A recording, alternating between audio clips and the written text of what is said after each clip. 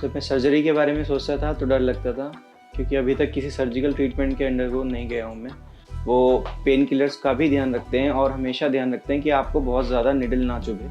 अच्छा एक्सपीरियंस रहा है और उनका मैंने रिज़ल्ट देखा, बहुत अच्छे रिज़ल्ट्स हैं। देखिए, जब आप सोशलाइजिंग करते हैं, पार्टीज़ में जाते हैं, तो आपको अच्छा लिखना बहुत ज़रूरी है।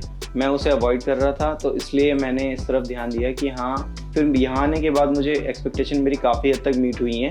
इसलिए क्यूएसटी एक बहुत ही ज़्यादा, आप कह सकते हैं, मतलब कि प्लान्ड वे से काम करता है और बहुत ही अच्छा है। हेलो एवरीवन, मेरा नाम है अभिनय कोठारी। मैं बिलोंग करता हूँ हरिद्वार से। मेरी एज 33 है और मेरा फर्स्ट ट्रांसप्लांट जो कंप्लीट हुआ था 1 दिसंबर को हुआ था।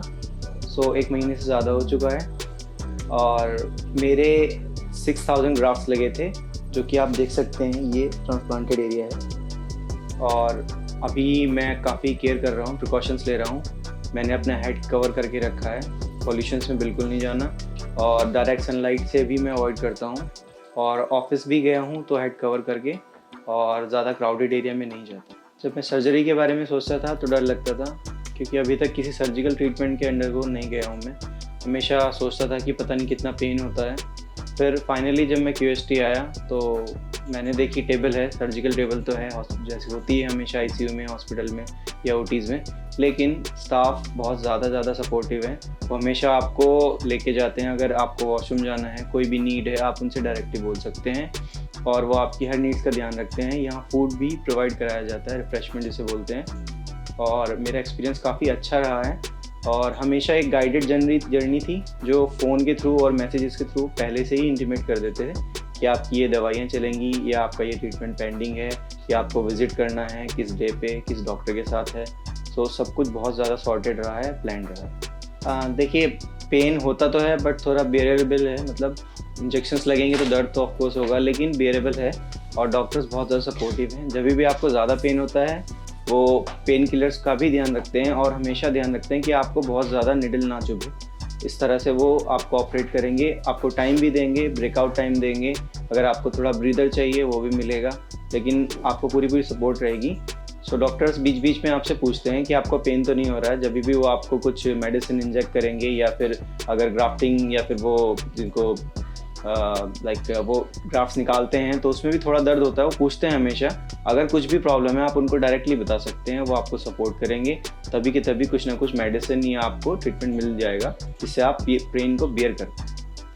देखिए, क्यूएसटी के बारे में मुझे वाया सोशल नेटवर्क पता चला, जैसे कि इंस्टाग्राम और यूट्यूब पे मैंने वीडियोस देखी। बहुत सारी सेलिब्रिटीज़ की भी थी और नॉर्मल पर्सन्स की भी थी, जिनका अच्छा एक्सपीरियंस रहा है और उनका मैंने रिजल्ट देखा, बहुत अच्छे रिजल्ट्स हैं। सो मेरे और दोस्तों ने मुझे सजेस्ट किया कि दिल्ली करा सकते हो आप, किसी और क्लिनिक में करा सकते हो। बट एक नियर बाई मैंने देखा कि ये बड़ी फैसिलिटी है जो इसी चीज़ पे बहुत ज़्यादा फोकस करके काम कर रही है, स्किन प्रॉब्लम्स पे, हेयर प्रॉब्लम्स पे। तो मुझे ये सूटेबल लगा, प्रॉक्सिमिटी अच्छी थी मेरे घर से, तो मैंने ये चूज़ किया। देखिए, जब बॉल्डनेस होता है शुरू में तो एकदम से पूरा नहीं होता, धीरे धीरे करके आप कुछ रेमेडीज़ लगाते हैं। होम रेमेडीज़ भी हो सकती हैं, कोई मेडिसिन भी हो सकती हैं, बट उनका बहुत लंबे समय तक असर नहीं होता, क्योंकि ये अगर आपके ग्राफ्ट चले जाते हैं या जड़ें चली जाती हैं तो आपका फाइनल ट्रीटमेंट हेयर ट्रांसप्लांट की तरफ ही जाएगा धीरे धीरे। अगर आपकी पैटर्न ग्रेड 6 ग्रेड 5 जा रहा है तो आपको हेयर ट्रांसप्लांट चाहिए ही चाहिए। सो मैंने खुद डिसाइड किया कि हाँ, मेरे लिए ये बेस्ट ट्रीटमेंट रहेगा। देखिए, ये मेरा जेनेटिक नहीं है। मेरे फादर के 58 तक बहुत अच्छे बाल थे और मेरे फैमिली में भी किसी को ऐसा जेनेटिक प्रॉब्लम नहीं रहा। बट हाँ, कह सकते हैं, क्योंकि वर्क एनवायरनमेंट चेंज हुआ है। मैं दिल्ली में भी काम कर चुका हूँ, मैं बेंगलोर में भी रह चुका हूँ, तो वहाँ के पानी से या खाने पीने की वजह से थोड़ा चेंजेस आए बॉडी में, तो वहीं से शायद वो स्टार्ट हुआ है। और मुझे एक टाइम पे बहुत ज़्यादा सिवियर बुखार भी, मतलब वो भी हुआ था, फीवर भी हुआ था। इसे आप एक तरह से कह सकते हैं कि लाइक 3 महीने तक आई वॉज इन फीवर और रेगुलर एक बहुत ज़्यादा मेडिकेशन चला है, उस वजह से भी एक रिवर्सल इम्पैक्ट था। और उसके दौरान मैंने ये मिनॉक्सिडाइल ट्राई किया, तो कुछ टाइम के लिए ठीक था, बट उसके थोड़े इफेक्ट्स भी होते हैं और वो लंबे समय तक नहीं यूज़फुल होते। देखिए, जब आप सोशलाइजिंग करते हैं, पार्टीज़ में जाते हैं, तो आपको अच्छा लिखना बहुत ज़रूरी है। मैं उसे अवॉइड कर रहा था, तो इसलिए मैंने इस तरफ ध्यान दिया कि हाँ, मुझे अपने बॉल्डनेस पे काम करना है। फिर मैंने कुछ मेडिसिन भी ली और जैसे कि मैंने बताया, मिनॉक्सिडाइल ट्राई किया, बट वो लंबे समय के लिए यूज़फुल नहीं था। हमेशा उसके कुछ ना कुछ रिवर्सल इम्पैक्ट होते थे और जैसे ही मैं छोड़ता था तो वापस उस स्टेज पे पहुंच जाता था। और हमेशा लाइक ग्रेनेस भी आ रही थी बालों में धीरे धीरे। फिर मुझे कुछ दोस्तों ने भी सजेस्ट किया कि आपको हेयर ट्रांसप्लांट की तरफ ध्यान देना चाहिए, क्योंकि अभी एज ज़्यादा नहीं है तो एक ये यूज़फुल भी हो सकता है। इसलिए आई डिसाइडेड फाइनली कि मुझे हेयर ट्रांसप्लांट कराना ही। जैसे कि मैंने रिजल्ट्स देखे थे यूट्यूब पे वीडियोस में कि क्यूएसटी के रिजल्ट्स बहुत अच्छे हैं और स्टाफ भी बहुत ही अच्छा है। लाइक डॉक्टर्स की टीम है, पूरी एक टीम है, नर्सेज की पूरी टीम है जो आपको सपोर्ट करती है through out the like operation, through out the surgical operations. तो आपको हमेशा ही सपोर्ट मिलेगी। फिर यहाँ आने के बाद मुझे एक्सपेक्टेशन मेरी काफ़ी हद तक मीट हुई हैं, और क्योंकि अभी आप देख सकते हैं कि अभी भी मेरा ट्रीटमेंट लाइक इन प्रोग्रेस है, तो I am expecting a good results. देखिए क्यूएसटी आपका एक प्राइमरी नंबर लेता है हमेशा, कॉन्टैक्ट नंबर, जिस पे वो आपको अपडेट शेयर करते हैं कि आपकी अपॉइंटमेंट कब है, आपकी मेडिसिन कब से स्टार्ट हैं, किस तरह के ट्रीटमेंट्स आपको अपने प्रिकॉशंस रखने हैं, लाइक हेयर किस तरह से वॉश करना है, हेड किस तरह से वॉश करना है, या मेडिसिन किस तरह से लेनी है। ऑल्सो वो आपको कॉल भी करेंगे, आपके फैमिली मेम्बर्स को भी कॉल करेंगे कि आपको थ्रू आउट द जर्नी आपको ध्यान रखना है कि पेशेंट को कभी भी कोई इशू ना हो, और अगर कुछ इशू होता है तो आप डायरेक्टली कॉल बैक करके या मैसेज बैक करके व्हाट्सएप पे भी मैसेज कर सकते हैं। वो बहुत ही ईजी है और वो आपको हमेशा ही कभी भी कोई आपको बीच में इन बिटवीन नहीं आपको ड्रॉप करेंगे, हमेशा आपको गाइडेड जर्नी रहेगी हमेशा।